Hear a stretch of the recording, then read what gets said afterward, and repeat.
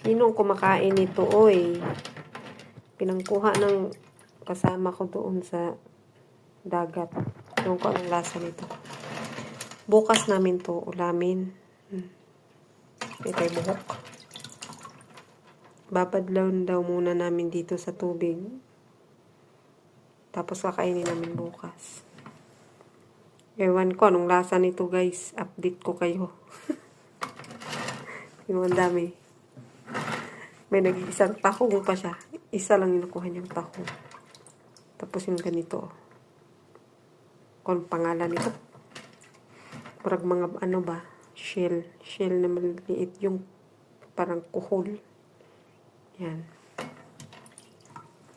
Nakainin daw namin ito bukas. Ano kayong masarap na luto nito? Eh, bakit maliliit? Ayan o, malaki. Ayan o, malaki siya o. Tingnan nyo, malaki.